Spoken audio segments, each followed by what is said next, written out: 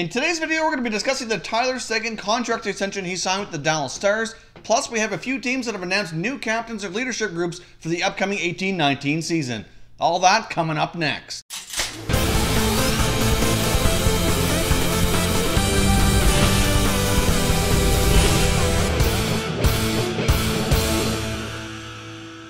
Hey everyone, and welcome back to another video here at Top Shelf Hockey. If you're new to the channel, thanks for stopping by. We review and discuss all 31 NHL teams, so if you're a huge hockey fan, consider subscribing and clicking the bell so you don't miss anything.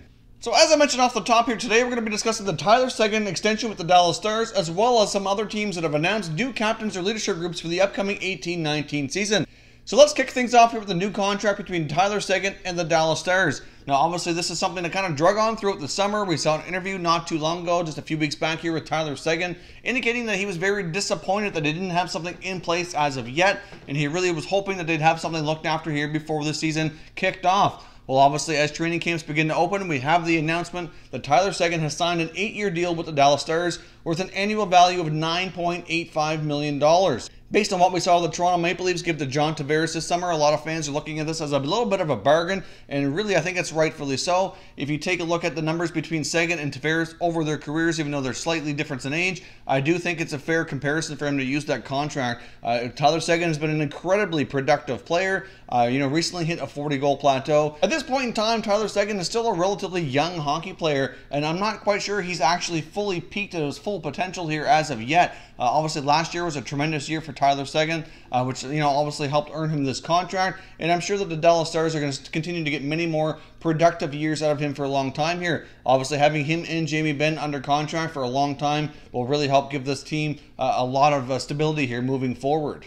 Obviously, keep in mind as well, throughout the different U.S. states and Canadian provinces that have NHL franchises, the income tax requirements are all different all over the place. So what one player earns in one place compared to another one might actually end up with roughly the same take-home pay, even though their incomes might be a fair bit different on paper, due to one player perhaps having to pay a lot more money in income tax. Based on how things work in the state of Texas, I think Tyler Seguin here did quite well. Based on those income tax rules, some teams do have a little bit of a distinct advantage as well, as they don't have to pay a player as much as another team might in order for them to have the same amount of money left over in their pocket. So the Dallas Stars did quite well here. Obviously, I think this is a pretty fair contract for Tyler Seguin. Like I said, he's been an incredibly productive player for the Stars over his career so far, and they still have many great years ahead of him here. He's just entering his prime and his peak, in my opinion. So we'll see what he can accomplish here with the Dallas Stars and see if he can help bring a Stanley Cup home sometime during that 8-year contract. Let's jump over here and take a look at the teams that announced new captains and leadership groups here for the upcoming 18-19 season. So let's get started here with the Arizona Coyotes. The new captain Coyote is Oliver Ekman-Larsson. Of course, this doesn't come as much as a surprise.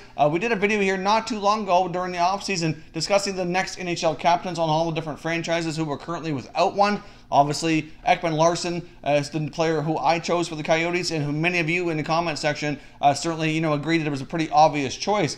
He will become the 4th captain in team history, behind players like Keith Tkachuk, Teppo Numminen, and of course Shane Doan, who was a captain there for oh so long. So obviously, that's quite a group of players to be involved with. I think Oliver Ekman-Larsson is a great choice for the Coyotes. Just inked a big mega extension with them this offseason as well, so he's going to be there a long time. He's obviously very dedicated to this franchise. He's already been a good leader for them in other aspects, so putting the C in his jersey is a natural fit, and I expect him to be a great captain for the Coyotes organization here for many years to come. Now let's take a look at the announcement from the Carolina Hurricanes. Now that last year, the Hurricanes had co-captains between Falk and Stahl. Obviously, they decided to go in a new direction here, naming veteran forward Justin Williams as new team captain. Certainly a choice that's tough to argue with. Justin Williams has been around the league for a long time, has a lot of accomplishments, Stanley Cups, is known as Mr. Game 7 there for a long time. So obviously, he's a key player. He knows how to play in the big moments. He's a great leader on and off the ice already, even without a letter on his jersey. So it's certainly a tough choice that's hard to argue with.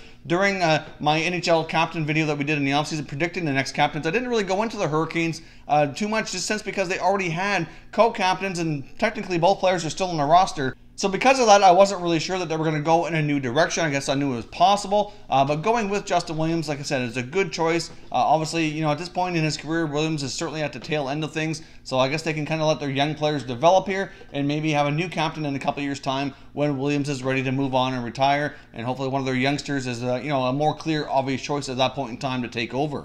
Now, we also saw an update yesterday as well from the Toronto Maple Leafs and how they're going to be dealing with their lack of captain and their leadership group here moving forward. At this point in time, it doesn't look as though they're going to name a captain. They're going to start the season with 3 players wearing an A on their jersey, who is Patrick Marleau, Morgan Riley, and the newly signed free agent John Tavares. So obviously at this point in time, they could name a captain throughout the year, but I probably would be quite surprised if they decided to do that. Obviously, you know, the youngsters like Austin Matthews, more specifically, omitted from that group. And I know there's already been a lot of buzz and speculation around, oh, they give the A to Tavares over Matthews. Obviously, John Tavares has been in this league a long time. He was a captain for a long time. He's a natural leader. Not that Matthews isn't or can't be, but I do think it was a good choice by the Leafs. They want to take the pressure off their young guys like Marner and Matthews, and let's let them play hockey. And, I mean, they have these veterans like Marleau and Tavares there to take the pressure off and lead the way. Obviously, those guys are great offensive players as well. But, you know, Marner and Matthews are certainly a big part of the future of this team. And the fact that they don't have a letter on their jersey, to me, doesn't really mean anything at all. At some point in time, could Austin Matthews be captain of the Toronto Maple Leafs? It's certainly possible. During our next NHL captain video here that I referenced on the other teams here as well, I also said I thought the Leafs were going to go with Tavares, and long term they very well do that. I've even conducted some polls on Twitter as well, asking Leaf fans who should be the next captain. Should it be Matthews? Should it be Tavares? Or perhaps another player? And really, I've gotten quite a mixed result. So at this point in time, there's really no clear-cut number one guy who has to be the captain. They can have a group of captains, and I think that'll work just well for the Leafs. They obviously haven't had somebody wear the C now for a while. And after listening to Kyle Dubas and Mike Babcock both talk about this, I don't think it's something that either of them look at as being extremely important. At some point in time, they probably will name a captain, but I think that's going to probably be at least one more season away before we go down that road. So I'd love to hear your comments down below. What do you think of the Tyler Seguin contract extension? And what do you think of these teams' choices for their captains and how they're going to proceed here with their leadership groups? If you're new to the channel, I hope you consider subscribing. We cover all 31 NHL teams. There's plenty of content here for all hockey fans to enjoy. So if you're new, hit that subscribe button. If you like this video, don't forget to hit the like button as well. I'd appreciate it if you did. As always, thank you very much for watching, everybody. We will catch you next time.